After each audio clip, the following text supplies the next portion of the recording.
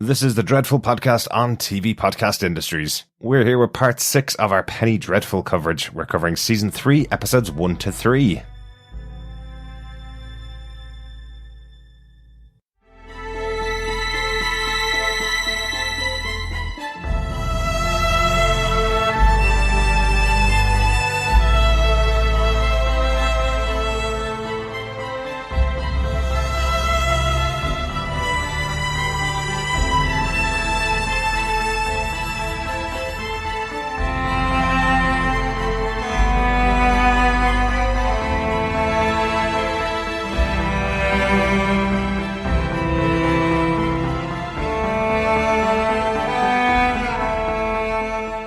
Welcome back, fellow Penny Faithful, to Penny Dreadful, Season 3, Episode 1, The Day Tennyson Died. I'm one of your hosts, Derek. Hello there, fellow Darklings. Welcome to the House of Pain. Yes, the Dreadful Podcast.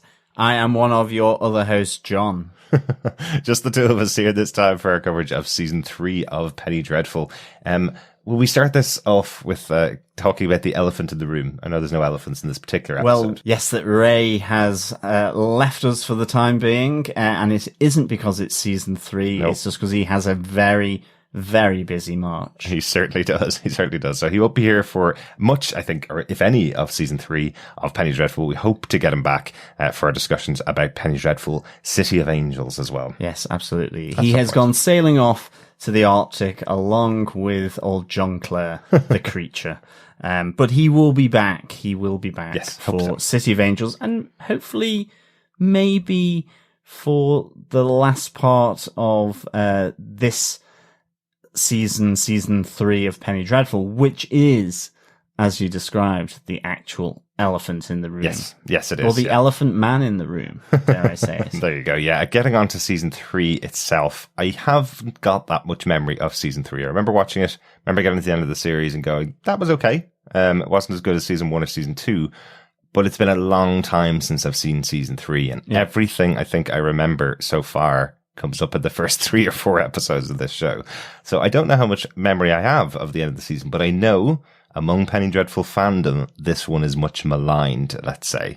A lot of people unhappy with how the show ended. A lot of people unhappy that the show ended at all, because a lot of people are very unhappy when a show only goes 3 seasons, especially when it's only 28 episodes over 3 seasons, which is very short. A lot of very beloved characters in here who get their ending at the end of season 3, and we never hear anything further about them. So overall, John, what's your memory of season 3? No character stuff, but generally. A bit like you, my memory is a little sketchy on season 3. I still watched it all, and I certainly have come into this rewatch with a bit more trepidation because I just didn't know how to really kind of, I didn't have any preconception really coming into it other than certain aspects of it.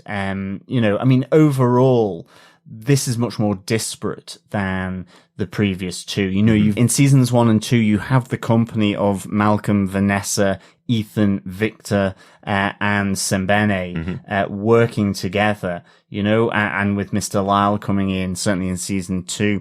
And that core nucleus has been effectively exploded around the Northern Hemisphere, as we saw right at the end of season 2 with the creature going to the Arctic. We had Sir Malcolm going to Africa with the body of Sembene. And you had Ethan being carted off under lock and key to North America with Inspector Rusk. So the company is no more. And it's not only that the company is exploded, but we go to different parts of the world, very much focusing after London onto the US. So it does definitely change the feel of the series compared to the other 2. Yeah. And you do get a lot of new characters coming into this season as well. And I think some of which I'm really excited about after seeing the first 3, for sure. I think one of the things is that it's whether they play out in the way that you want them to within the season. I think that's one of the other things I remember. The great thing about the witches from season 2 was that with Madame Carly, we saw her in season 1 at the seance and in the final episode. And so whilst they were a full part of season 2, they were introduced in season 1. They felt familiar in that sense. So yes, I mean, ultimately, I think I've come into this season 3 with a bit more trepidation, but I am still looking forward to it because I think certainly from the first 3 episodes, the quality of the production, the cast, and the writing is very much still there. Yeah, absolutely. And speaking of which, the show is still show run by John Logan, and he has maintained ever since the show finished, because he gets asked about it very often, he's always maintained that his plan was doing 3 seasons, that he had written it as a 3-season arc. That's why things like Ethan coming from America and always going to be dragged back to America was laid in episode 1 of season 1, was that he was planning that at some point Ethan would go on his journey and we'd find out about his family and we'd find out about his history, that they would separate the company at some point throughout this show. Now, let's just see, I suppose, how successful it is and how we review it, I suppose, that how we rewatch the series, and let's see what our thoughts are at the end of the series. But so far, first couple of episodes, really enjoying it. As you know, if you've been following along with us on the Dreadful podcast, we do cover each episode individually. We try not to spoil anything on the next episodes in case you want to watch one episode and hear each individual ones. But it does depend on how you're getting these episodes, because on our main feed on TV Podcast Industries, we've been releasing them with roughly 3 episodes for each season, maybe two episodes for the first season, I think it was, 3 episodes for the second season, and these 3 episodes for the third season, covering all of the episodes together, I suppose. The original intention was that we were going to cover season 1 in 1 episode, season 2 in an episode, and season 3 in an episode, but we talk a lot, as you probably know.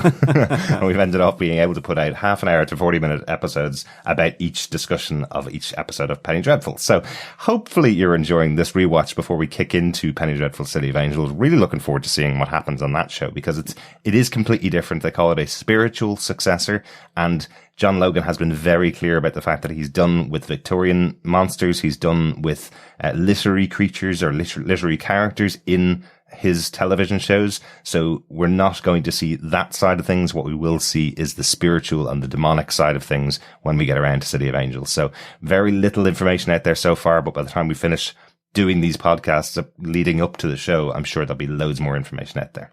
Yeah, absolutely. And I mean, I think that is the best thing that you can hear, is that it is a spiritual successor of the first 3 seasons of Penny Dreadful, given there is so much spirituality, supernaturalness, and everything else. Supernaturality? Maybe, I was wondering about that. But it's nice that he is still, maintaining that spiritual connection, even though the characters, the setting, is all changing. I am hoping that he really pulls from the Native American and the Mexican or the Aztec lore, all these things that surround a lot of what has been sort of amalgamated into certainly the Catholic Church within Latin America and within that southwest part of America, which was under Spanish rule. There are many Mexicans there that have brought that culture and those stories and tales and traditions.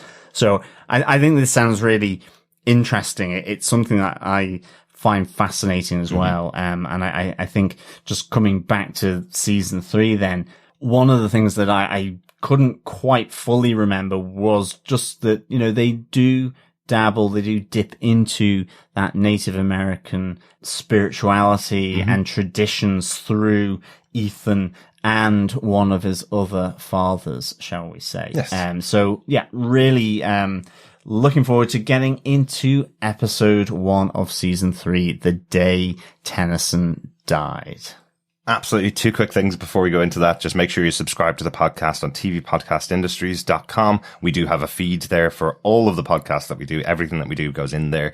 If you want just the podcast about Penny Dreadful, those are available on dreadfulpodcast.com, its own feed, which just has all of our coverage of Penny Dreadful. And finally, these podcasts wouldn't be possible without our supporters over on Patreon. If you want to support us, you can go over to patreon.com/tvpodcastindustries. We've been releasing all of our rewatch episodes of Penny Dreadful over there first, so you get access to those before anybody else if you support us over on patreon.com/tvpodcastindustries. Yes, absolutely. So please, spread the love by spreading the podcast through however you want to support us, whether it is subscribing to the podcast over on tvpodcastindustries.com, on any good or evil podcast catchers such as Google Play, Apple Podcasts, Spotify, you name it, you can listen to our spooky tones on anything to do with Penny Dreadful. Yeah. And if you are listening to us on any of those podcast catchers that have the ability to leave a review or a rating, please do so.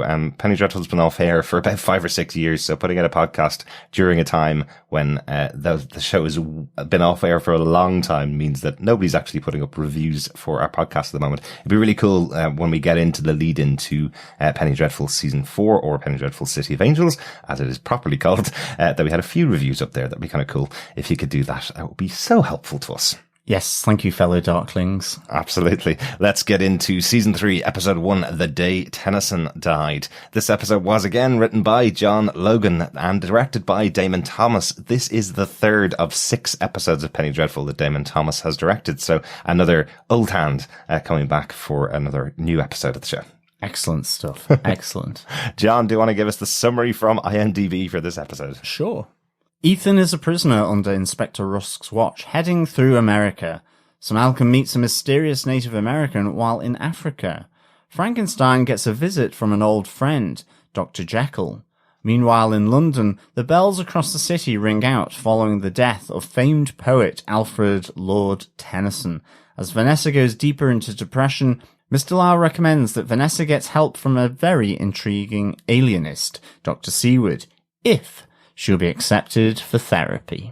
She is a very intriguing alienist or therapist or psychologist or psychiatrist, I guess. Alienist was an old term that kind of encompassed all of those things. But the character of Dr. Seward is very intriguing for multiple reasons, really. Yes. Firstly, a very familiar face. Yes, a very familiar face who is related to the other very familiar face from Season 2. Yes, we'll definitely be getting into that. John, do you want to give us your big moment from Season 3, Episode 1? Yes. I've got the quote, "The old work." Oh, yes. As Dr. Henry Jekyll visits Victor Frankenstein. For me, this is great to have this character in the show. And I love how John Logan has incorporated Dr. Henry Jekyll with Dr. Victor Frankenstein, who are reminiscing about their old work. You know, these two come together very much as outsiders that really have something to prove to the medical establishment, and they want to get to the old work. So, you know, there is this suggestion that they know down which kind of maybe controversial lines of science and investigation they have both gone. Oh, definitely. And I thought this was really good. I think, again, another great literary character from the Victorian period, coming from the book The Strange Case of Dr. Jekyll and Mr. Hyde by Robert Louis Stevenson. You know, and again, really good. You know, this is a book that actually, you know, it comes into common parlance in terms of that well-known phrase, Jekyll and Hyde. You know, this idea of duality of personality that can exist, and we get a lot of that here. You know, you think of Ethan being a werewolf and then this very suave hustler cowboy ex-army. You have Sir Malcolm being the lord, you know, the knighted explorer, but at the same time in the evening is hunting down supernatural terrors and monsters. So there's a lot of duality here. Yeah, an argument for every character in Penny Dreadful being a major manipulation of good and evil together in their characters. Yeah. Exactly. And the book looks at that duality of personality, good and evil. Can they coexist together within a single person, that someone can be both good and evil, have their, you know, light and dark sides? Or are the light and dark sides forever to be dominant and be the only thing here, and that they are actually separated, they become separated? And this is a conversation that Henry Jekyll has with Victor Frankenstein. It's really, really useful. I think it also applies more generally to the public and private faces of people, what they show to the public, say like Dorian Gray, and actually then how he is in private, and certainly very privately with respect to the portrait in his little hidey hole. But I love that both men are catching up on their work and their visions to effectively prove this established scientific order wrong, and they all it comes to this crucible, this pact that they have around Lily, in the sense that Victor openly tells Henry Jekyll that he has succeeded. He has created life. He has reanimated the biological body. But you really get the sense from Victor, and Dr. Jekyll really understands Victor. You see this. You can see that they obviously grew up in boarding school together, went to university together, had this kind of outsider relationship, that he sees the romantic Victor. He knows that Victor is as much embedded within the romantic poets of the day as he is with his very hard and objective science. He very much amalgamates these two together here. But they come together with this pact to either change Lily using Dr. Jekyll's route of controversial science and medicine, that he can change people's behavior, or that they will ultimately destroy her. And you get Dr. Jekyll saying, Victor, you don't want to kill her, you want to love her. But the love has been rejected. He realizes what he has created. And there is that nice moment where he is kind of spying on, well, it's not a nice moment, I suppose, in that sense, but he's infatuated with her. He's spying on her at Dorian Gray's London residence. And she comes out, and she's very, in a sense, she feels sorry for him, and tells him just to go away and don't come here again. You shouldn't be here. She has made that break from her creator, and doesn't particularly want to have anything to do with him. So I really like the fact that these two are coming together effectively to fight Lily, but to try and change her initially, and if not, to destroy her. It's a really interesting moment for these two, and obviously knowing this as the audience, you're kind of thinking, okay, how will Lily react to this? Is she in danger or not? Or is she growing ever more powerful? Well, absolutely. The whole idea of it really from Victor is that he wants to put the shackles back on Lily and turn her back into something that she's grown beyond. As we saw at the end of season 2, she is now her own person and has now moved on with life completely differently to the character that Victor fell in love with. But all he wants to do is effectively trap her inside a relationship with him. And if he can use the skills of Dr. Jekyll, he's going to do it, I really like the idea because, as you mentioned, it sounds like they went to school together. So you get this idea that the two of them would have been working in science labs till 2:00 in the morning, 3:00 in the morning. Exactly. Trading ideas with each other as to how to control the human psyche. In Jekyll's case, how you would calm down someone that's that anger is overtaking them, and then you'd have Victor Frankenstein sharing the concept that he wants to break the veil between life and death and wants to keep people alive and resurrect people, and then they come back together here, and they both have had major breakthroughs in their own scientific research. I just love the idea that these two could have been talking about this at night when they were 15, 16 years old, going through their education studies, and now they're coming back together to use each other's friendship to get what they want. Yeah, and they've not forgotten any of it. Victor calls out Jekyll with the anger and rage that was inside you. And he Dr. Jekyll says, I've learned to control it, tame the beast within. Again, coming to that duality element, controlling the chemical impulses of the brain.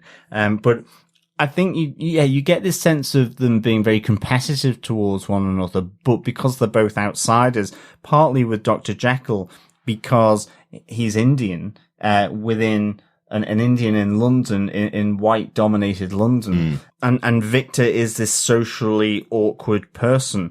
But just, despite this, being away from one another, Henry Jekyll sees that Victor is spiraling. He's asking for his help. Even Henry Jekyll is, love, work, and narcotics were to begin Victor because he sees the puncture marks on Victor's arms. So I think initially this is such a great meeting of two characters, but ones that have a history that John Logan has brought here.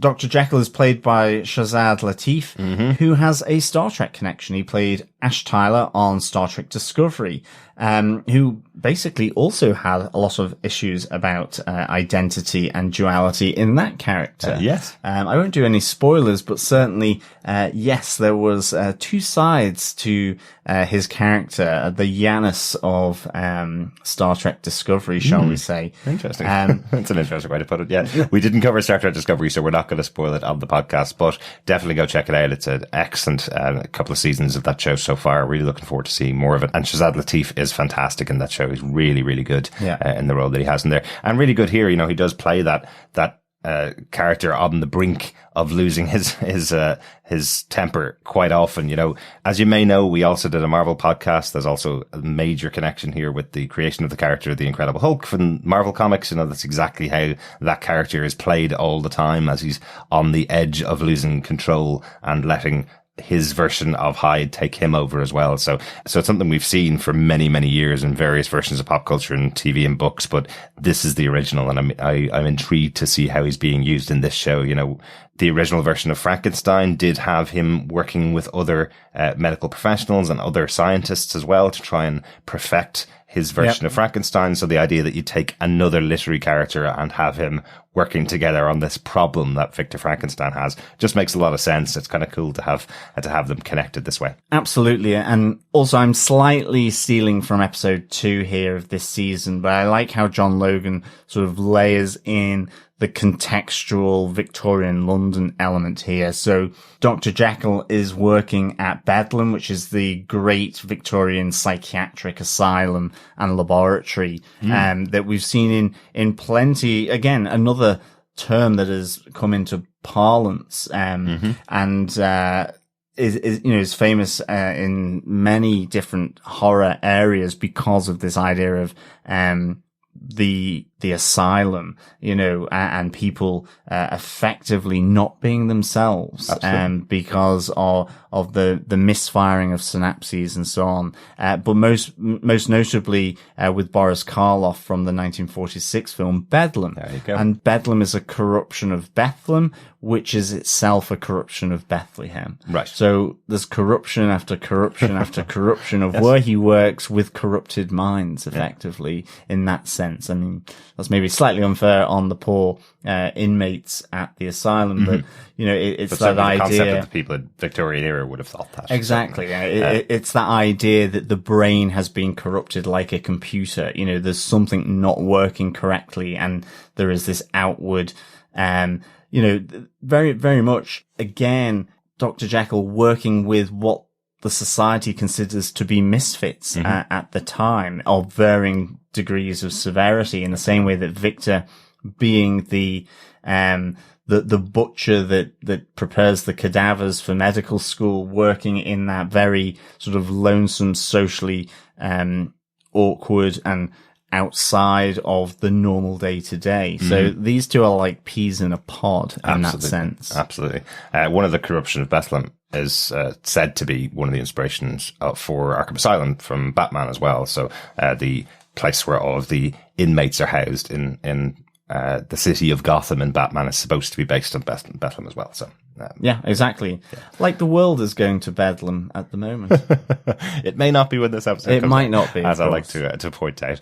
John, do you have anything left on your point about Dr. Henry Jekyll? No, I think just, I really enjoy this character. I love that he's been paired with Victor Frankenstein here. The two of them get peppered through these first 3 episodes, and I just wanted to bring it in here on episode 1 because Jekyll and Hyde is one of my favourite books of this period. Yeah, it's very cool. Very cool. My major moment from the episode that I wanted to talk about really is the meeting of Vanessa Ives and Dr. Seward.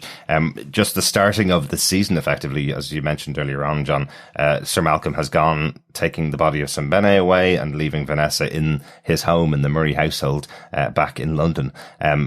Seeing her broken and the house effectively just destroyed, while she's left alone. She's not able to get herself out of bed. She's having parcels of food being delivered to the house, and you see how ravenously she's eating them when she's given the milk, I think, is what she takes first, and just pours it all down her throat because she probably hasn't eaten in days.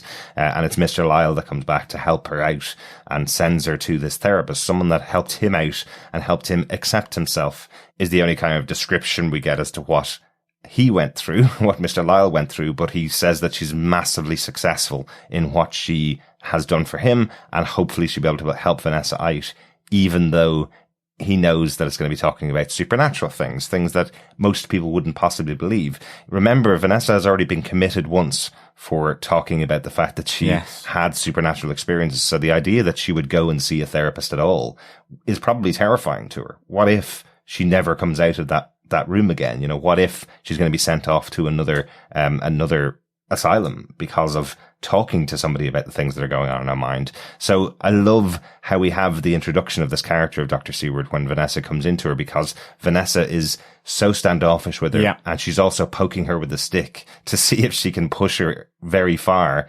before she tells her anything about what's been going on in the past. You know, she says to her that I can't tell you these things or else you'll wake up screaming at night, just by hearing the things that I've gone through, kind of thing. So, a very familiar face, as we mentioned at the intro to this episode, Patti LuPone, one of our favourite character actors in this show. Anyway, the character that she played of Joan Clayton was a massive standout for the one episode that she had. So having her back here and having Vanessa instantly recognise her, you know, it's one of those ones where you go, I'm sure that we had John Logan looking at her performance and going, she's coming back. We're definitely getting her back. I don't care how we're going to do it. We'll have to write it in there somehow, but addressing it at least in the opening moments where Vanessa's kind of going, instantly has a little bit of trust for her because Joan Clayton was somebody that she had a lot of love for by the end, but knows that she was harsh but fair with her.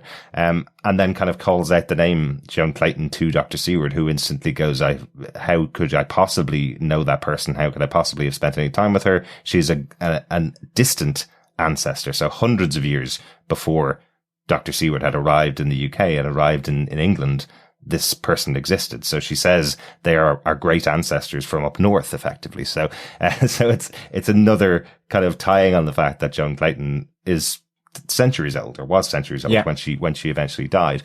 But the idea that Vanessa couldn't possibly know anything about her. So that's intriguing to Dr. Seward. So again, I just like the kind of game the two of them are playing with each other. Oh, definitely. Dr. Seward not giving anything. I love her mention to her, I'm not your husband, I'm not your doctor, but you are here to get well. If you agree with that, if you're here to come to me and tell me your problems, I will make you well. That's my role here. So you have to meet me halfway with that. You know, I kind of like their idea with that. She says she's a new field of medical science. Mm-hmm. It seems to be that one of psychiatry that is a conversation between the doctor and the patient. Mm-hmm. It is not like the Banning clinic where she was tied up and held, where you're being forced with particular procedures, and the conversation is very much from the doctor to the patient. Mm-hmm. But that's why, as you say, it's so good that there is this antagonism that Vanessa immediately puts on Dr. Seward, yet she sees a familiar face looking back at her. And in the same way, Dr. Seward is as equally antagonistic of her, as was Joan Clayton. You know, there is an efficiency of the use of words that is both abrupt and seemingly loveless between from Dr. Seward to Vanessa. Mm-hmm. And vice versa. And I like them bouncing off one another here. I mean, it almost seems that Dr. Seward doesn't want Vanessa to be her patient. She goes, it's 10 shillings per session. If you don't like it, it's the price of a good dentist. Go and get your teeth seen to. Whereas Vanessa's kind of, she doesn't quite believe that this doctor doesn't want her to be her patient, and that she will be just seen as a prize patient that she can use to make her maybe more famous, improve her standing within the profession. So what's the phrase she uses? It's you need to collect and cure me is the phrase. Yeah. So it's really, really kind of nicely done between these two. And once again, you know, I love the reaction from Vanessa when she sees this face of someone that she thought dead. You know, that's exactly what is going through her mind, because while she looks much better kept and has a better haircut, a little severe, but much better haircut than Joan Clayton, it looks instantly to Vanessa's eyes as if someone has been reincarnated in front of her. And, you know, she's gone through a whole experience of the witches of the nightcomers. So the reaction of her kind of going, uh-oh, what have I just walked into here? You know, we also meet up with Renfield, a very, very creepy receptionist, the receptionist for Dr. Seward.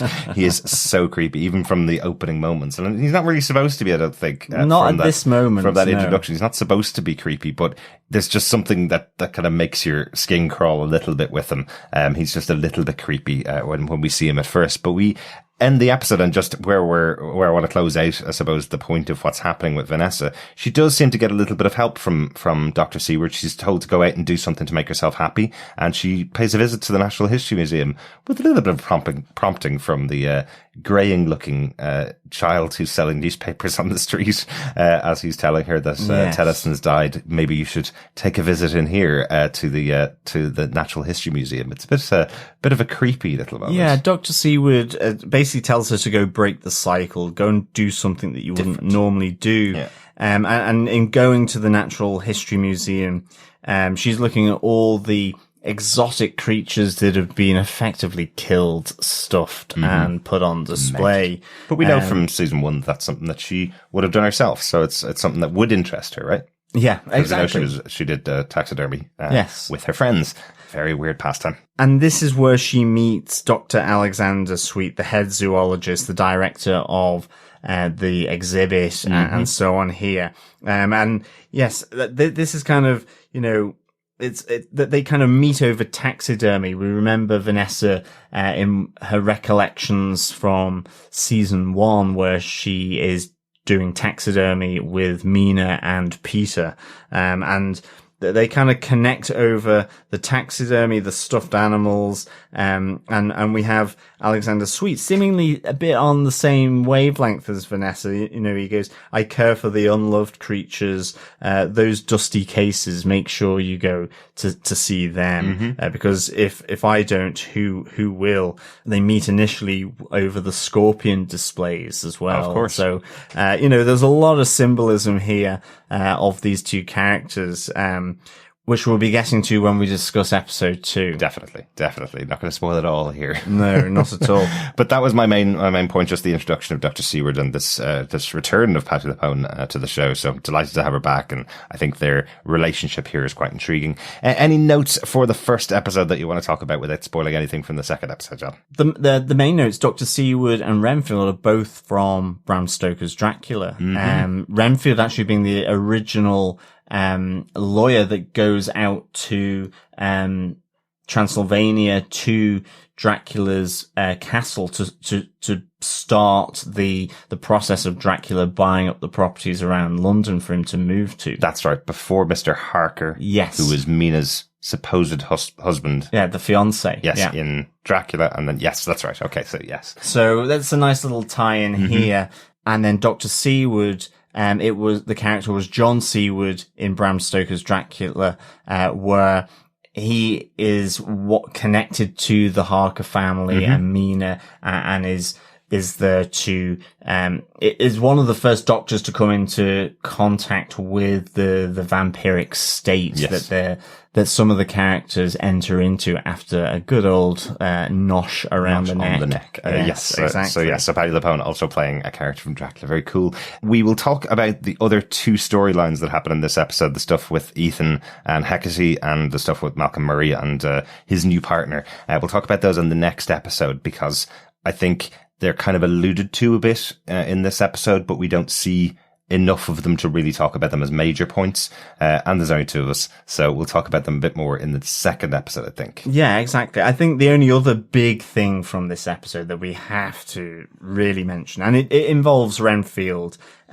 is, he closes up the office of Dr. Seward. He goes looking for, I suppose, some Friday night fling, with a prostitute, but that all comes to a very, very abrupt end as the prostitute gets slammed against the wall. I mean, literally smashed. It really does feel violent. Yeah. And she looks completely broken as well. Exactly. And you say prostitute, but she's a woman selling stuff on the side of the street. And this creepy character of Renfield is just kind of throwing money at her going, do you want to have a quickie at the back? She's not really a prostitute. He's just paying her money to have sex with her is kind of the creepy part about Renfield. You got an image of him that he's going, counter to counter down the street, going to any woman that will look at him. Would you have sex with me for a bit of cash? Yeah. Well, exactly.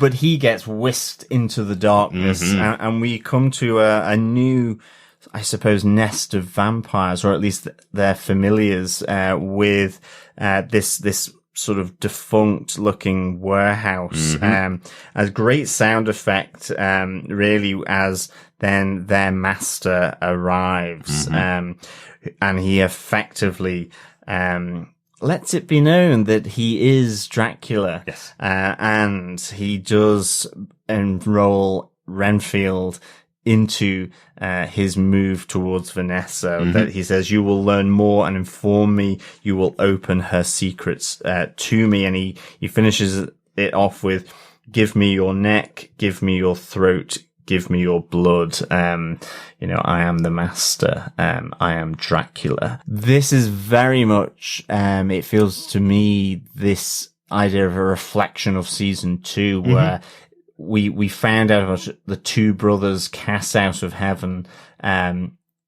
Season 2 was Lucifer primarily with the witches, and now we are meeting Dracula for the first time.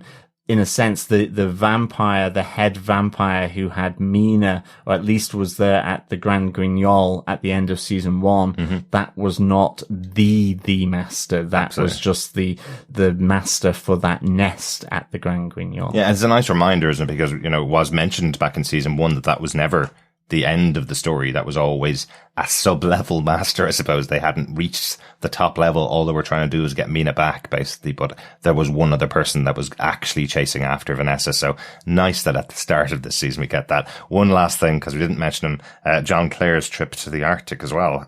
Because I kind of have to mention another really horrific moment in the episode where we have all of the crew members who are dying. Effectively, they're running out of food. There's everybody's dying of frostbite, and everybody's either sick or dying. And you have someone proposing that they actually eat some of the frozen men that were on board the ship. John Clare, for a moment, protects a young boy who's coughing, but then realizes he only has a few days to live, and snaps his neck and walks away. Yes. He has a vision of his own family for the first time, John Clare does, so he has a vision of his past and his history, so he knows he's about to leave, but realizes that the boy couldn't possibly survive, so kills the boy. In a way, in a John Clare type of way, or the creature type of way, he's doing something nice for the boy because he doesn't want him to die painfully over the 3 days, but it's pretty brutal, though. Well, let's just say, I think so far in TV history that I do think John Clare, or the creature, as we would like to affectionately call him, he does snap necks really quite well. He's pretty incredible. You get the sense that he does it pretty well. But I like the fact that you're right. It comes from a sense of pushing the child out of its misery. And that's because we see a flashback, but it's not a flashback. It's a remembrance. It's a memory, of his old life, with a very sick child. And that this is an interesting part here because I'm trying to think whether it is the first time. I think it really is. It is. That Definitely. we see John Clare remembering his past, which is very exciting. I think the other great thing here is that just seeing the contrast with the sailors in the, with his hands being as cold as marble, he's quite enjoying this cold. It doesn't faze him. I'm surprised he didn't bring his sort of, sunbathing towel to lie out and soak up the coldness. Yeah. He seemed to be enjoying himself quite a lot. Yeah. I just want to point out, fellow Petty Faithful, the reason why John said the words "that was very exciting" in the way he did was because he was reading while he said that. But he is quite excited about it. Yeah, I am. But the one thing I really like to think about with regards to this ship is I like to think of it as being the HMS Terror, because it was going to the Arctic. That this was HMS Terror, and it was accompanied with another ship that they were trying to force the Northwest Passage in winter, and they both got caught in the ice as it went deep into winter, and all hands were lost at sea. This idea that this would be HMS Terror, which was also a TV show. It was. It just fits it perfectly. Yeah. So whether it is or it isn't, for me, he is aboard HMS Terror. I don't see any other ship it could be for Penny Dreadful. Can I give you one? Because the Mary Shelley's Frankenstein, the one that starred Robert De Niro, the opening of that movie was a ship run aground in the Arctic. Yes. And we had Victor Frankenstein in the Arctic with his version of the creature as well. So I think it's a little nod back to that movie I think both of them may be HMS Terror. Yeah, it could be. I do like the sound of that for sure. Whether it is or it isn't. That's it. That's our discussion about season 3, episode 1 of Penny Dreadful, The Day Tennyson Died. And we didn't even talk about Tennyson in it. Well, that's true. I'm not great with poetry now, or with poets full stop. You actually just hate poetry. Because, we didn't even get the reference about John Clare being an English poet, and that was what the creature had picked. The only thing I know literally about Tennyson is that A, he was a poet, and B, I do know one of the lines, and it is given to us here, by Mr. Lyle, that it is better to have loved and lost than never to have loved at all. Yes. Which is an awesome line, for sure. It is, certainly, and a big reference to Vanessa Ives and Ethan Chandler, of course. Exactly. So, yes, good old Tennyson for providing us with that line. We'll take a break, and we'll be back with our discussion about Season 3, Episode 2, Predators Far and Near.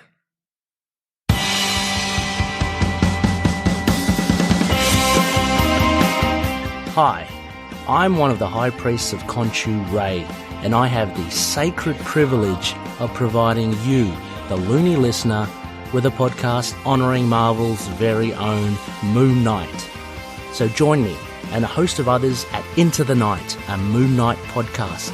Follow us on Facebook, Twitter and Instagram, or support the show by becoming a Patreon member.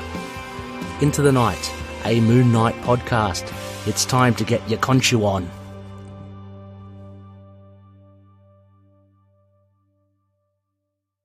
Welcome back, fellow Penny Faithful. We're talking about Penny Dreadful, Season 3, Episode 2, Predators Far and Near. I'm one of your hosts, Derek, not a predator at all. Hello there, fellow Darklings. Yes, I am one of your other hosts, John. Also not a predator. No, I'm being predated upon. I'm being hunted by the Master.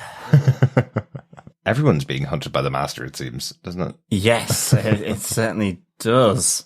Certainly does indeed. Definitely Vanessa. Anyway, we're going to crack on with our discussions about Season 3, Episode 2, Predators Far and Near. The episode is directed once again by Damon Thomas and written by John Logan. John, not John Logan, do you want to give us the summary for this episode? Sure. Dorian Gray and Lily rescue a girl named Justine from a torture house, and Lily promises her that she will have revenge against those who hurt her. Sir Malcolm and Kaetenay embark on a ship to the American West to rescue Ethan. Meanwhile, Inspector Rusk refuses to hand the matter of Ethan's execution to the Americans due to his snatching, but Ethan transforms and murders his escorts with the help of Hecate. Dr. Jekyll shows Victor Frankenstein his lab. They agree to test on a subject before attempting anything on Lily. Frankenstein has a tender moment with Lily, who advises him not to see her again. Meanwhile, Vanessa begins her regular sessions with Dr. Seward, while her receptionist, Renfield, begins gathering information for his new master. After the session, Vanessa attends a lecture given by Dr. Sweet and later invites him to accompany her for a night out. Later, Renfield visits his master's lair. With the information he has gathered, his master, Dr. Sweet, is revealed to be Dracula. Doctor, not so sweet. No, not so sweet at all.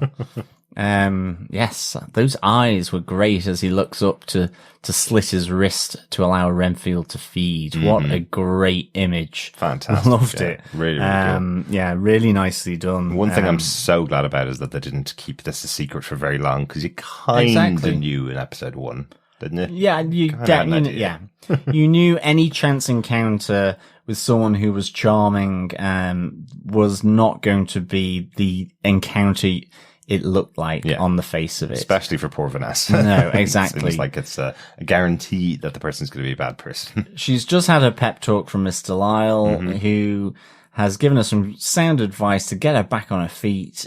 She's, taking those tentative steps, and the first person she runs into is another one of these demons that just want to kind of capture her and have her by their side. Seems like a prophecy or something.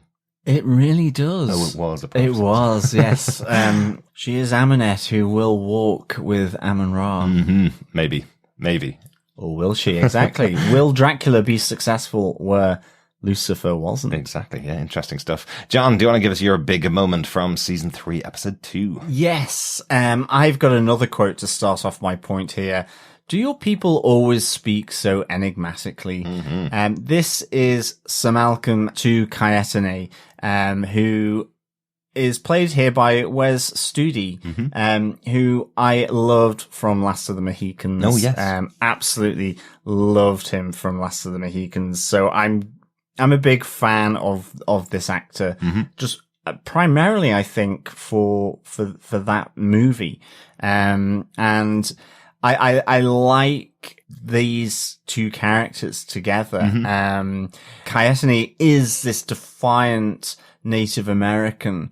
He says, I am Chiricahua Indian by birth and right. Just so strong and stoic. And we didn't really mention it in episode 1. We said we'd talk about it in episode 2. Their introduction to the two characters where they meet in Zanzibar is really interesting, because we do finally, I think, we actually get a little moment of Timothy Dalton doing his James Bond moment as he's being attacked from all around. Kaetenay taking out some of the folks, but we do have Sir Malcolm turning on people with a gun. It feels very Bond-like in that first moment. I think it's because he's alone and he doesn't have the power of Ethan on one side and the power of Simbene on the other side. This time he feels like he's his own powerful Bond character. Even though Kaetenay is a very powerful character, it feels like a Bond moment for once. Yeah, definitely. And I mean, Kaetenay helps him here. I love the fact that he scalps the last person he takes down. Right in front of Sir Malcolm, and he just turns and says, "Old traditions die hard." Absolutely. I think as well, just the context of that meeting in Zanzibar, where he says to Sir Malcolm, "Ethan Chandler needs your help. Come to America," and effectively says, "Our son needs us." I love this idea that Sir Malcolm, we saw him having fatherly conversations with Victor, but there were a few with Ethan, but there was an element of distrust between the two of them. Certainly, initially, I think that kind of disappeared, became less so as time went on. Kaetenay then is also seen as this father figure in some way to Ethan Chandler as well, or dare I say Ethan Talbot, maybe a more supernatural father to Ethan.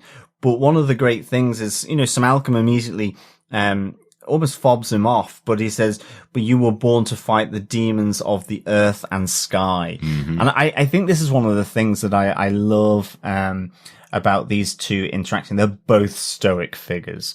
They really are. Yeah. But coming from very different places.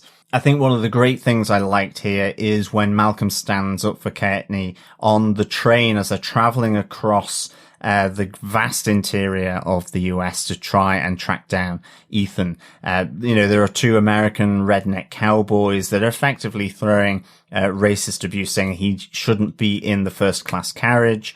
They should be in with the post and in with the horses, in the mail cart.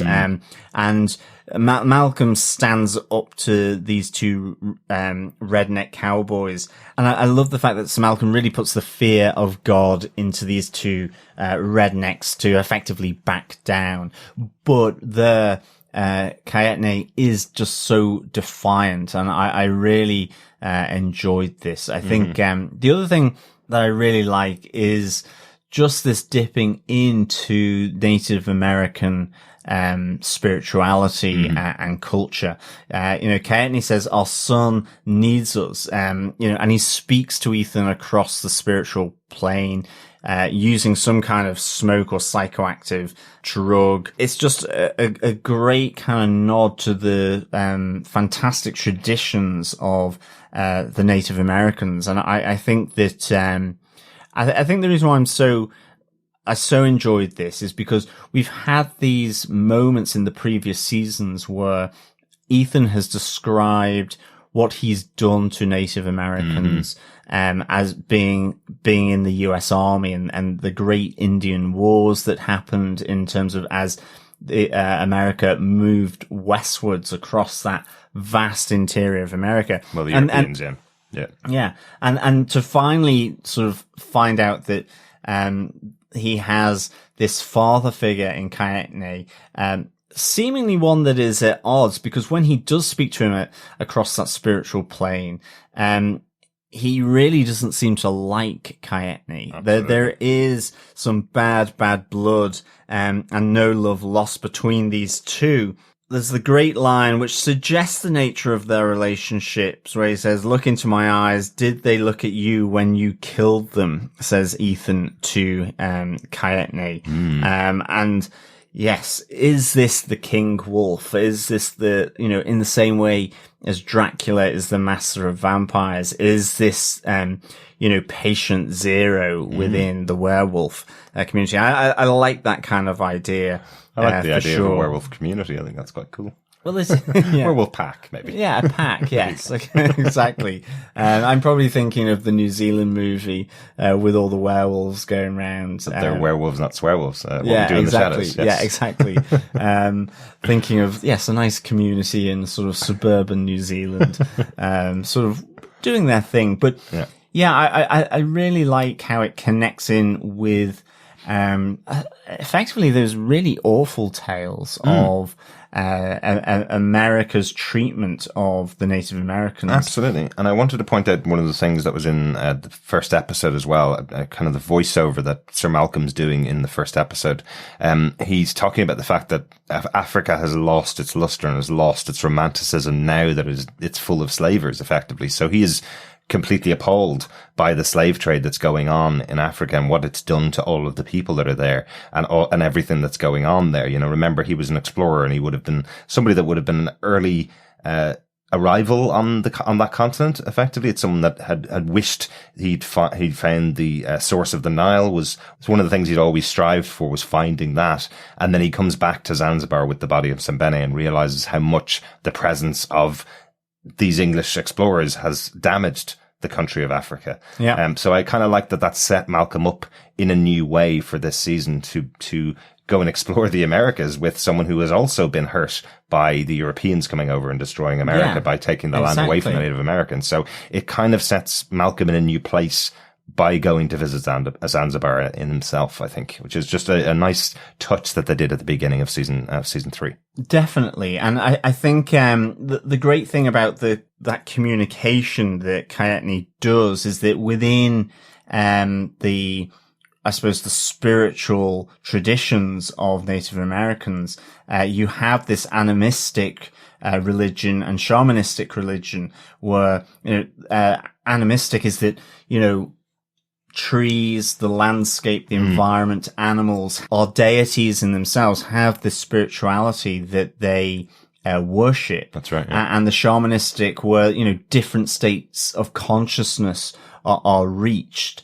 So it fits in nicely if he is the werewolf father to Ethan. Yes. As well, this idea of coming from this spiritual tradition, which I find really fascinating, to be honest. And I love that that's what John Logan is capturing here. Even down to the fact where Ethan is in the saloon, I think in Cascabel, and he is served by a Native American lady.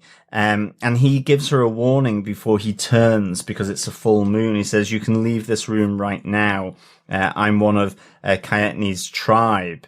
And, you see the acknowledgement in her face. I just thought that was really a nice little touch within this episode. But for me, I think this coupling of Sir Malcolm with Kaetni is just so good. And it's one of the things I remember really enjoying about season 3 is this whole connection between Malcolm and Kaetni, this idea of them being fathers to Ethan and exploring, certainly through Kaetni, the influence of Native Americans that they still had at the time, but also with Ethan, despite what he's done to them. And it's kind of an interesting dynamic for me. I think the interesting thing when I was looking up about the Indian spirituality, just given what Ethan talks about as well, taking, children from the tribe and effectively anglicizing them, Americanizing them, that Native Americans weren't able to practice their spirituality or their religion. It was still banned up until 1978 in the US. Wow.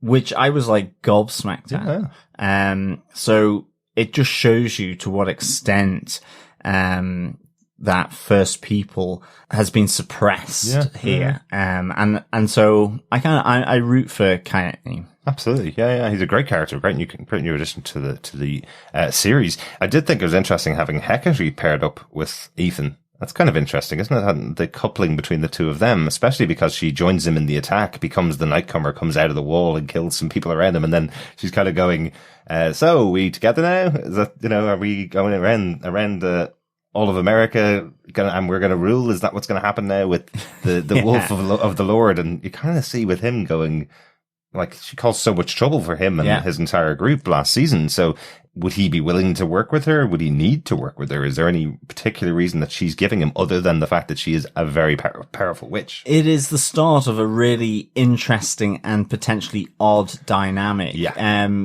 Probably a relationship or a coupling that is forced upon Ethan rather than willingly entered into.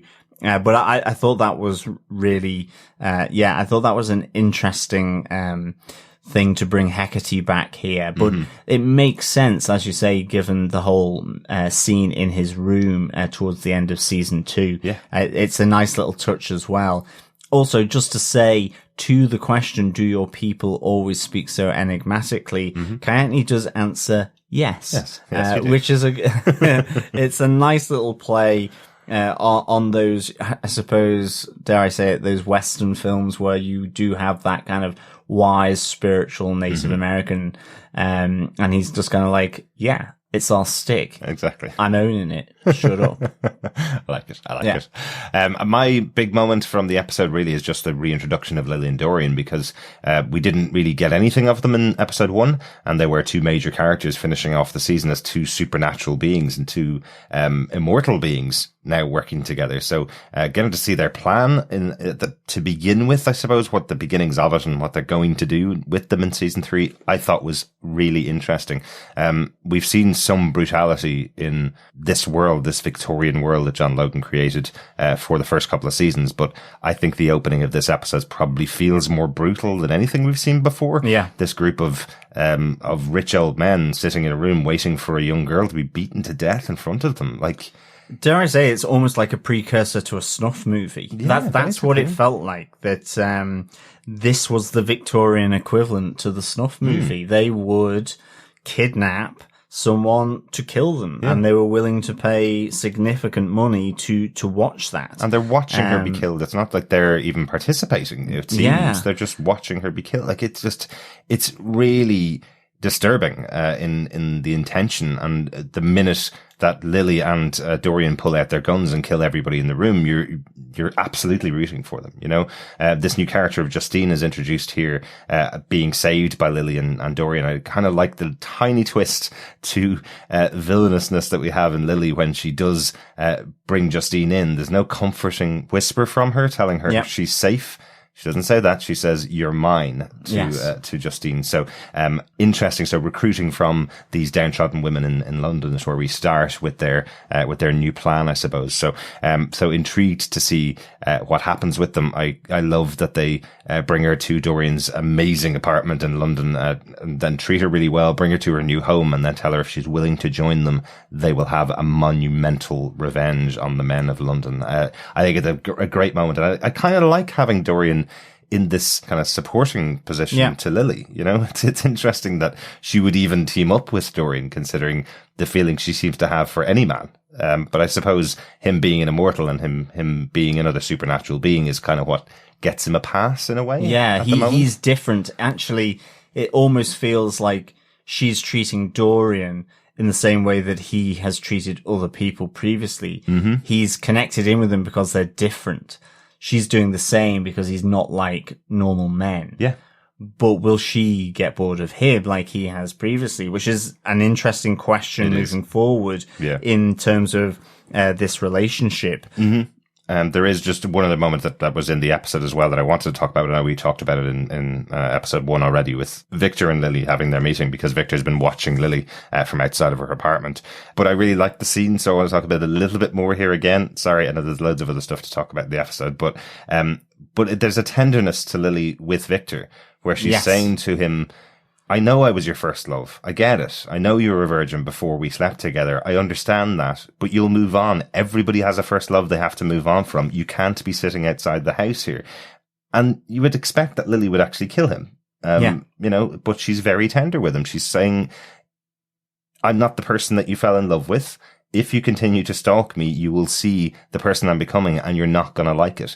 It's first love. You will recover from this." And she lets him walk away, you know? Yeah. I kind of like that that's the way she's played this with Victor, because there's so many other ways that she could have done it. So I kind of like that she is willing to tell him and be very realistic with him. Just, this is it. It's over. Walk away before it gets any worse. We know from the rest of the story, it is getting worse. We know Victor's already engaged, Dr. Jekyll to help him to change her personality so that she will just fall for him again. But it was a moment where at least she's trying to reason with him without pushing him away or without laughing in his face like she did before. Yes. You know, she's trying to tell him this is over. Our story is done. Yeah, exactly. And it feels like with the pact that he has with Dr. Jekyll, he's trying one last time to see if she will come willingly without requiring Dr. Jekyll's chemistry and his science, or indeed to destroy her. That, you know, this is kind of that one last romantic proposition that he is trying to do to bring her back to him. Yeah, exactly. That was my main point for the episode and your main point for the episode. I know we can't cover everything that goes on in the episode, especially with only two of us, and we're just covering our big moment, but there's so much that went on in this episode that I think needs to be talked about, even just to mention it. Dr. Jekyll actually curing this violent queen threatener, I think I've written in my notes here. He does cure him with just a simple solution. This thing that he's been promising for Victor, that he's able to cure someone of their violent tendencies, gives one injection, and Mr. Balfour turns back into a normal Scottish person, basically. Yes. So I find this really intriguing. And the first time I saw it, I think I was saying it to you afterwards, John, when we watched the episode, you see this guy coming in with crusty face and his hair all matted, and he looks really like he's been in prison for years for this crime that he committed. Well, as Victor says, never threaten the Queen, exactly. Otherwise you go into the asylum. Yeah, exactly. But the idea that then he gets this injection and he's completely cleaned up, his hair looks like he's just had it done almost. His face has lost all the crustiness to it, and it's a normal face again. when I saw it first, I was kind of going, oh, well, that wouldn't happen. That's not possible. But it is possible in the world of Dr. Jekyll and Mr. Hyde, because that's the central premise of them. It's only when I talked to you about it afterwards, John, while we were having that chat, I suddenly realized, but that's the whole premise of the Incredible Hulk and Bruce Banner. The Jekyll and Mr. Hyde is that when they change from one being to another being, it's unrecognizable who they were beforehand, who they were as Mr. Hyde. It's unrecognizable when they become Dr. Jekyll. So that is a reference to the book. But when I saw it on screen, I was kind of going, did they get a cleaner in to clean his face in those 2 seconds that he was knocked out, kind of thing, for Mr. Balfour? But no, it makes a lot of sense. Yeah, I think for me, two of the things from this is definitely that, Dr. Jekyll's laboratory in Bedlam is just amazing. It's as good as Victor's attic reanimation studio. It's really nicely done. I really like this idea again. You know, he does his thing in here and no one really asks any questions. I think the other interesting thing about Mr. Balfour is that he is a social agitator from Scotland, because Robert Louis Stevenson, who wrote Dr. Jekyll and Mr. Hyde, was Scottish. Very good. And one of the things in terms of the duality, we talked about it personally, about the private public life in the previous episode. But one of the other elements was about the, I suppose that iteration at that time of Scottish independence and Scottish nationalism, as opposed to English nationalism. So it was, it's kind of interesting that, that was picked up on in making Mr. Balfour effectively, a Scottish, social agitator that was, threatening the Queen. I thought that was really interesting. Yeah, absolutely. Again, the difference between monarchy or republicanism, I suppose. But, so that was really good. I really liked, Renfield here, the morning after the night before, where he's looking a little paler, maybe a little creepier. Certainly his reactions are better. You can get that fly, pluck it out of the air to have a little manger first thing in the morning. But the blinds are slightly closed as well, you notice this time. It's a little darker in the room. But he is monitoring Vanessa's therapy,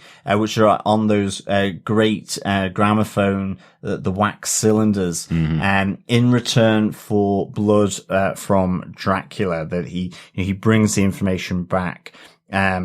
I did put in my notes that Renfield feeds on sweet Dr. Sweet blood. Yes. And we get confirmation here right at the end as Renfield is feeding from the wrist of Dracula. You'll be flesh of my flesh, says Dracula. That the camera pans up really nicely as Dr. Sweet's head is back. His eyes are very red, as he is feeding, his spy, effectively, Renfield. So a great ending to this episode. Definitely.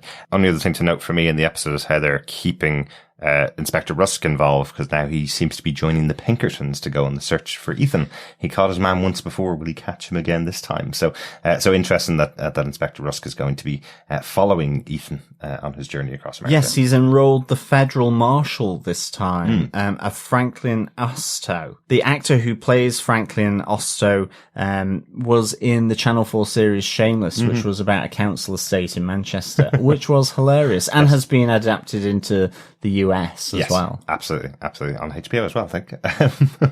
But yeah, it's the Northern Irish father, so it's a character we know very well, and seeing him putting on this American accent. Really good to see him doing that for sure. Definitely. That's it for my notes for this episode. Anything else you want to talk about before we get on to the next one? No, only to say that I have another great Dr. Sweet joke for the next episode. Oh, great. Are they? Thanks so much. We'll be back with our next episode of Penny Dreadful, Season 3, Episode 3, Good and Evil Braided Bee, after this quick break. Hi, this is Derek from TV Podcast Industries. We hope you're keeping safe and well at this time, and hopefully we're providing a little bit of entertainment to get you through some of the boredom that comes along with what's been going on at the moment. If you've been enjoying the podcast, we'd love if you subscribe to us at tvpodcastindustries.com, or you can support us by going over to patreon.com/tvpodcastindustries. You can also support us by leaving a review on your podcast catcher of choice, or of course, you can share the podcast with any of your friends, because sharing the podcast is sharing the love. Remember, we've covered many, many shows over all the years that we've been podcasting. We've covered things like Gotham, The Boys on Amazon Prime. We've covered Pennyworth, Daredevil, Jessica Jones, Agent Carter, Luke Cage, Iron Fist. So if you've enjoyed the coverage that you've been listening to, hopefully you'll check out some of the other shows that we've done. And we've got lots more to come. And thank you, as always, so much for listening. Welcome back to our discussion about Penny Dreadful Season 3, Episode 3, Good and Evil Braided Bee. Look at you turning into a romantic poet. Is that romantic? I'm not sure whether you want to have good and evil braided together. Do you? Probably not. Interestingly enough, I actually did think that this was going to be a quote from another Victorian poet. Maybe Tennyson, maybe someone else. Yeah, exactly. But I didn't find any reference to it in my searching. This is from the great poet and writer John Logan. It could be, but what always happens when a TV show uses a quote from a poem, especially an obscure poem, is all of a sudden it's only the TV show results that come up in Google. Well, that's true. You have to really search hard in case it might be somewhere underneath somewhere. But we will say that, as always, this episode was written by John Logan, so potentially he came up with the name just completely out of nowhere. It certainly feels like John Logan using his literary genius. Yeah, either that or it's out of Dante's Inferno, I would guess. Well, maybe. But as I said before, I am no poet. Let's just jump straight into the discussion, John. The episode was directed by Damon Thomas once again. 3 in a row. Yeah, 3 in a row. Directors 3, Season 3, Episode 3, Good and Evil Braided Bee. Lots and lots of rhyming, John. I like it. Yes. Maybe you're the poet. No, I really am not. Really am not. Do you want to tell us what the summary for this episode was then? Sure. The creature returns to London in search of his former family. So Malcolm and Kaetne continue to track Ethan and Hecate, as does Inspector Rusk, with the assistance of Franklin Orstow and his deputies. Dorian and Lily continue their tutelage of Justine in the acquisition of power. As Vanessa continually struggles with the mysterious forces tracking her every move, the beleaguered witch meets a creature of the night who divulges details and clues to her past and says that she has met his master before, hinting it was in the Banning Clinic where she spent 5 months previously.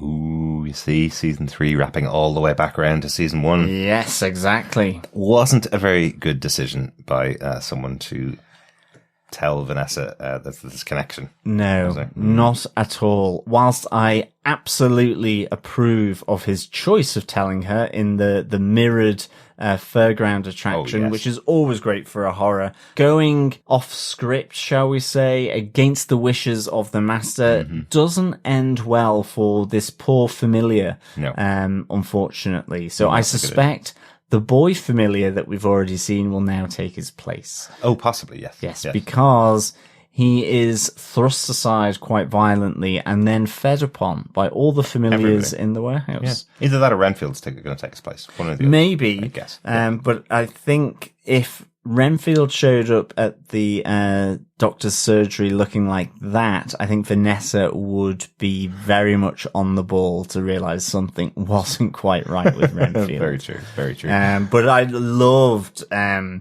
I loved the decision to have it in the House of Mirrors at the fairground.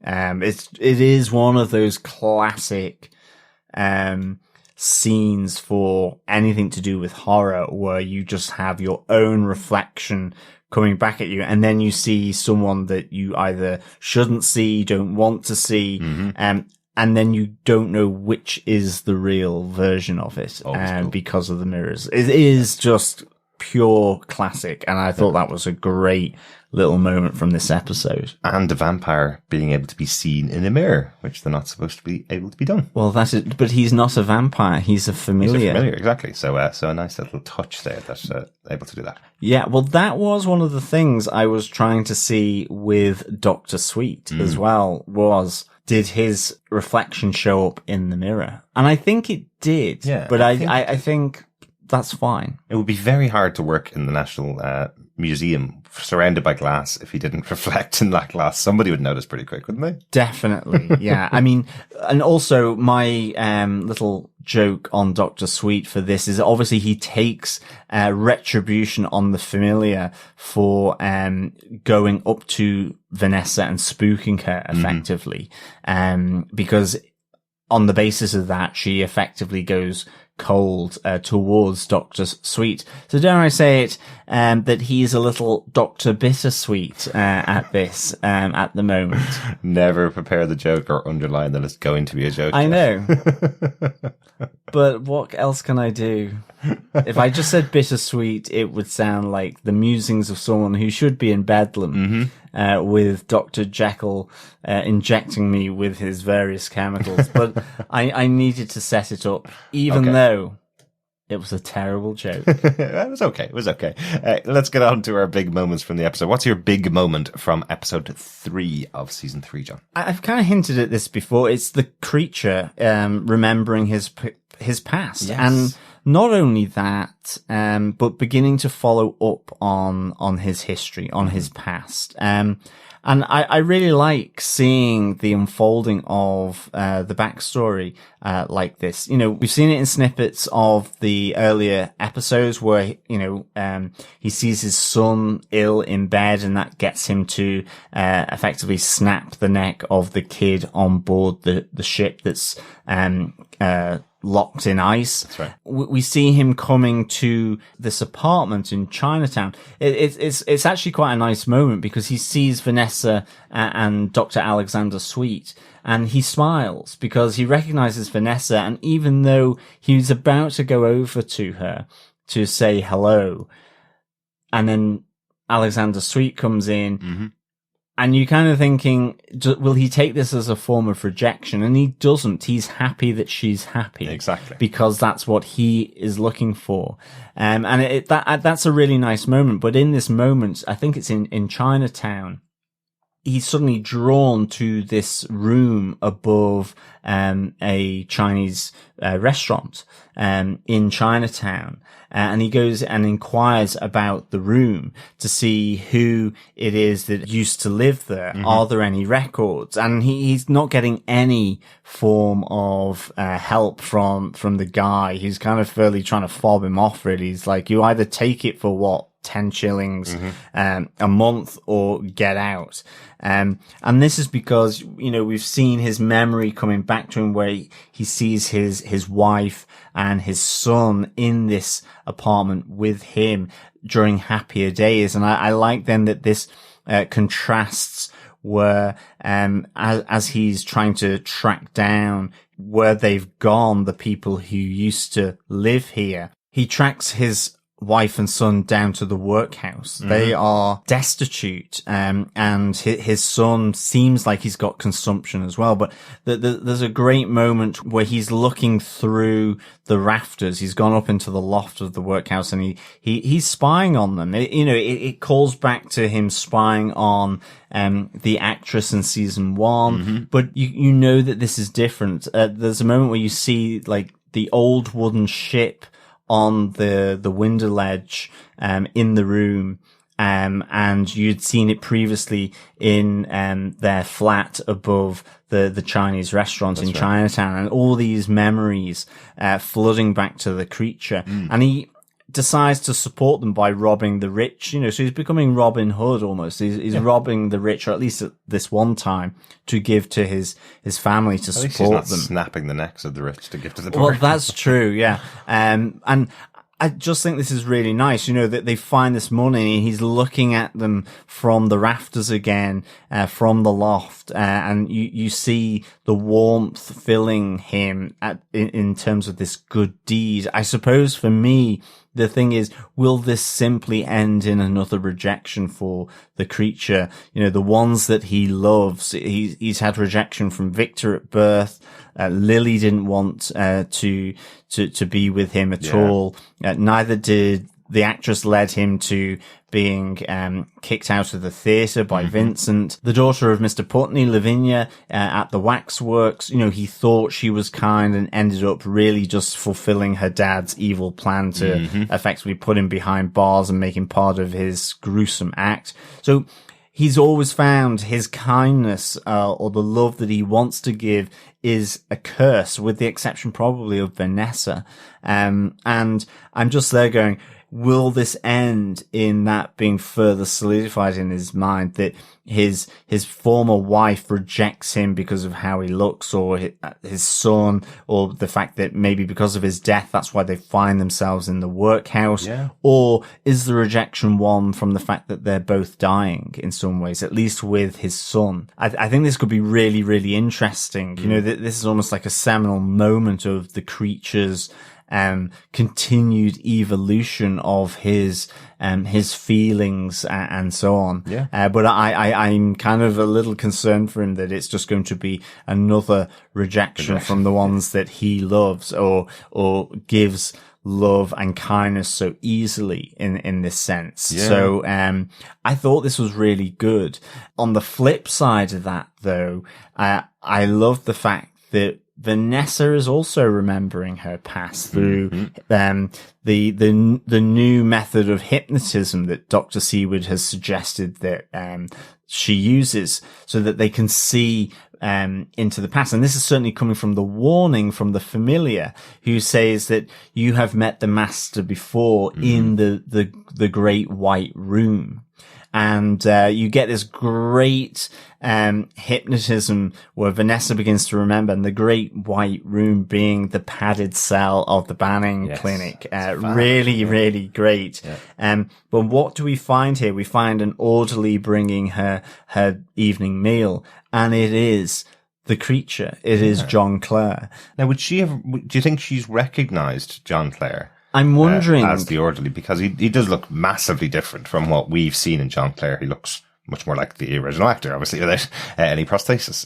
So he looks completely different, I think. So would Vanessa have recognized him when John Clare gets his memories back? Will he recognize Vanessa from that past, as opposed to from the many conversations that they've had in season 2? It's an interesting one, isn't it? Yeah. Because I can't think that the creature's the master. No. In this situation, but I like the fact that their paths have crossed beforehand, given the intimacy underneath the colorific arches of London, which was really, really nicely done. Yeah, absolutely. And unfortunately, you've just said a second ago that the only person that never shunned him was Vanessa, and now potentially she has a reason to shun John Clare. No, exactly. Yeah. So he may unfortunately be left all alone after this revelation as well. But it was great to see Dr. Seward using this technique, I suppose, this technique of hypnotism on Vanessa to bring her back to this state and bring her back to the Banning Institute, because it was a formative moment in her life, and hearing her tell these stories to Dr. Seward, who is treating her like a patient that she will try and cure and will try and help. So hopefully this hypnotism will help her out, but an intriguing one. If she does connect it with the creature, if she does connect this person that was feeding her while she was there, will she accuse the creature of being the master now? So it's there's a lot of intrigue here, and I like that there are these consequences coming from the creature discovering his own path, that Vanessa's doing the same thing, and that, at least unbeknownst to him at the moment, he doesn't know that their paths have previously collided, even in that small way. Yeah. Exactly. Weirdly, my big moment from the episode I've already talked about. I talked about it previously about the uneasy alliance between Hecate and Ethan. So I'm actually going to talk more about Lily's plan in this episode, I suppose, because it is revealed in this episode about what's actually going on. Great scene back at that wonderful table in the centre of London, which we know is in Dublin Castle. But that the table where herself and Justine are sitting down looking at the protests that are happening from the suffragettes. And you know that Justine has slightly been brought into this plan, this idea of the women of London rising up against their oppressors. And you see Justine kind of going, why don't you just join up with them? Or Lily responding to an unbidden question, I suppose, from Justine, going, well, I'm not going to join up with the suffragettes. We may have the same enemy, but their placards won't work. I love that idea that she says the only way of getting power is by going out and taking it and doing it silently and doing it behind the backs of everybody. That's the only way you're going to do it. If you stand out and go with placards, you're going to make yourself a target, which is the one thing that Lily doesn't want to be. She wants to make sure that she stands on the ruins of the men of London. So I really like that whole conversation between the two of them as they're bringing Justine into their group more. We have the massive scene between the three of them. We have Lily and Dorian and Justine having sex in the blood of one of her victims. Like, they have Justine kill a man in their apartment, and then they have sex in the blood, and it's almost a ritualistic thing where they induct her into this gang by making her kill this person, and then they all have sex together in this moment. You know, it's a really startling kind of image. In some way. It's hugely startling. It's like, Dorian talks about that Justine must prove her worth. That, as you say, it's like this induction. Dorian talks about the Naviant nuns offering their breasts, cutting them off, again, to reduce temptation, or the Roman legionnaire bathed in blood, to kill the killing of their enemies. The killing of her former slave master that we saw at the start of episode 2, like, it's really, really brutal. Because you don't see the stab wounds, but she's going pretty crazy, stabbing him sort of just at the top of the chest, around the shoulder. And then the camera pans back and you see these, it's really good, like, makeup, the way they've done it. You see the puncture wounds from her knife as she unleashes her rage against her former captor. And then you have this kind of blood orgy between Justine, Dorian, and Lily. I found it very, very Carrie-esque, actually. Them draped in this blood. I thought it was really shocking. Very startling image. All for this induction into building this army of all the unseen women who pass through this great city of London. Exactly. And it connects back to their conversation between Lily and Justine. How do you accomplish anything in this life? By craft, by stealth, by poison, and as you say, so the suffragettes really are not the example that Lily wants here at all. This is building an army of warriors, but followers. This is almost cult-esque, in a sense. Yes. And it's even down to Lily's, my favorite quote from the episode, actually, from Lily, just the liberty is a bitch that must be bedded on a pile of corpses. It's the real essence of who the Lily character is here in the show, in this third season. So, really enjoyed that scene. But that's my big moment from the episode, my second big moment, because the other one I'd already talked about before. Well, it really is a big moment, the Lily Dorian thing. This is when you realize how far it's gone for these two, for sure. What a very startling and intriguing route this has gone. Definitely. I would be slightly worried maybe if I was Dorian. Without a doubt, yes. I don't think that she's making any intentions that he's a leader alongside her, by any means. No, exactly. I think he's maybe providing his house and money. In some senses. Exactly. Any notes from the episode that we haven't discussed? I'm sure there's loads, actually.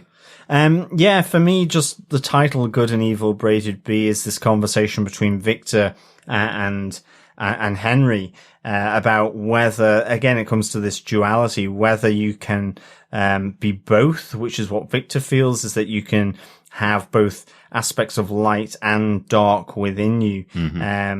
Whereas Henry Jekyll says, no, we are one or the other. We must play our role. So, it's really interesting. I think it's also a reference to Jekyll and Victor combining yours and my work. They describe that this is good and evil braided bee, that the works of the two of them will be meshed together. But they certainly have different views on whether that can actually work, or whether they are both or one or the other. So I really like this. I find it a fascinating kind of concept of this idea of being good and evil, or good or evil. Yeah. I wonder which one of them will think of their work as good and which one thinks of their work as evil. Well, that is true. That's true as well. Yeah. Just a nice touch of the episode. Obviously, we talked about it before, the curing of Mr. Balfour, and now we have the interrogation from Victor to find out whether he is truly cured or whether there's been something done by Dr. Jekyll. Yeah, how quickly did you think that was going to drop, and how quickly did you think Victor was going to have his nose bitten off by this guy? Because it goes fast when he changes back. The cure that Dr. Jekyll has created only lasts for a few hours, is what you find out here. But I like that Jekyll's kind of saying to him, just step back a bit, Victor. You know, you are pretty close to this guy. And then there's the snap, and it's instant. It's just as instant as the transformation to the good version of Mr. Balfour, the transformation back. So nice little horror moment. Yeah, definitely. Jump scare. There. Yeah, definitely.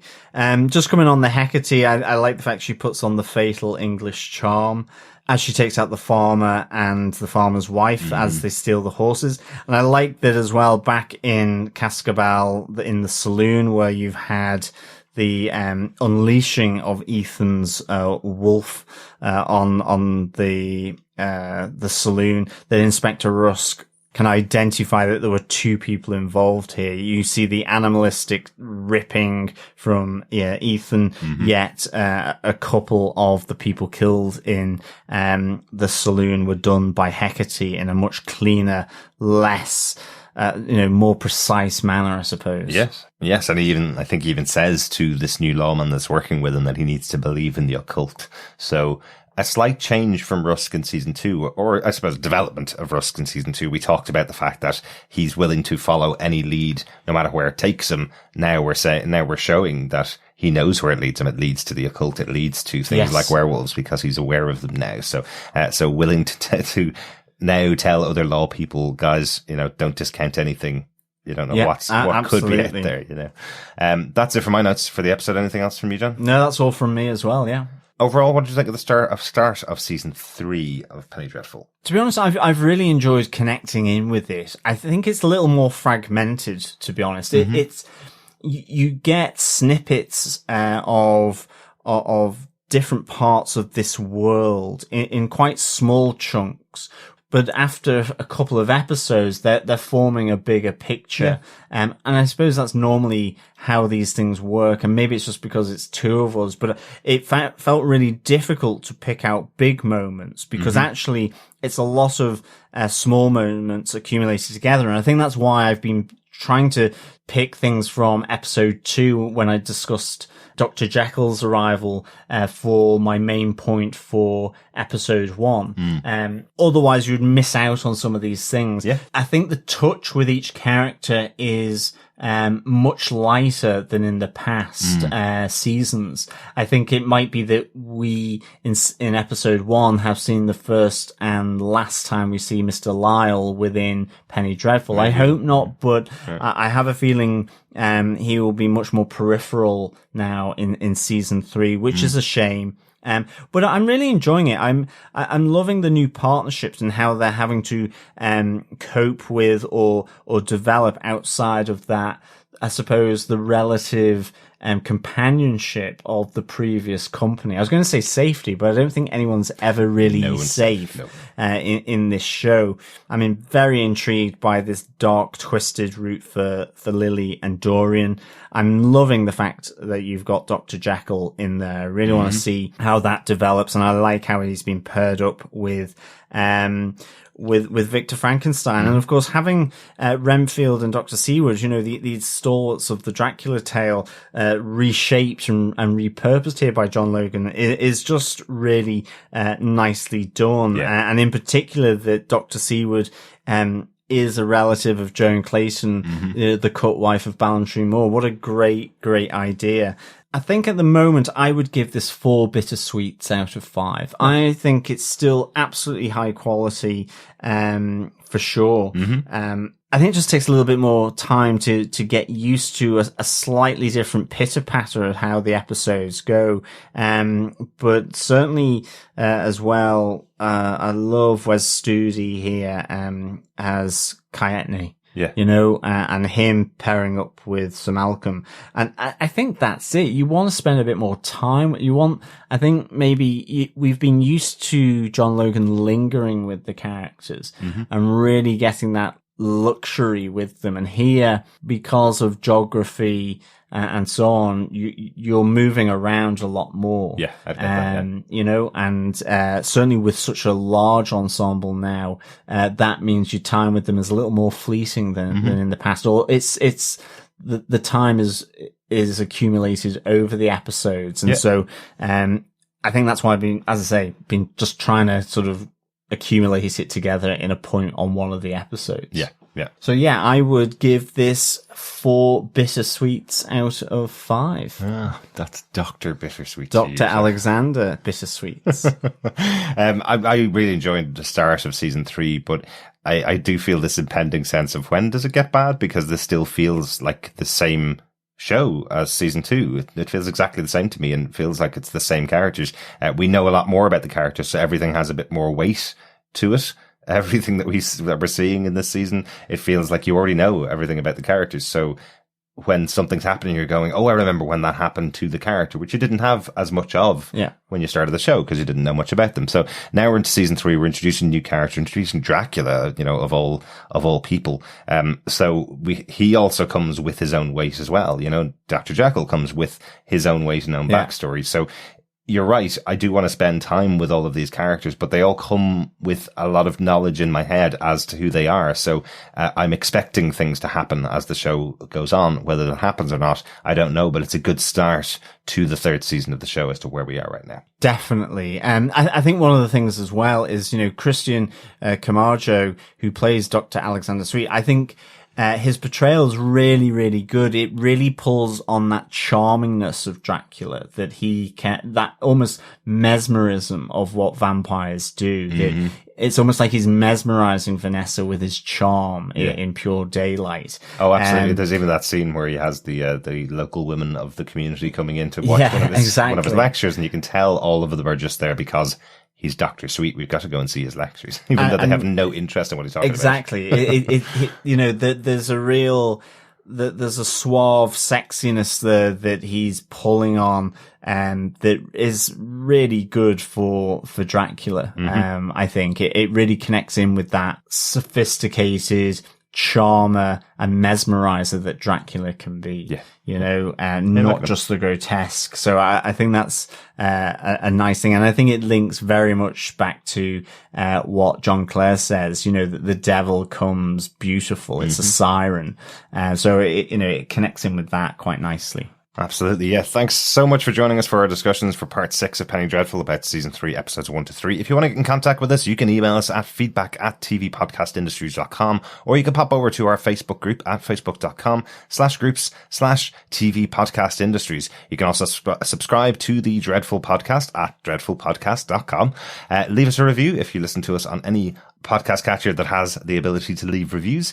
You can also subscribe to the main podcast at tvpodcastindustries.com. We've covered lots and lots of stuff. We're almost at 500 episodes of TV show coverage.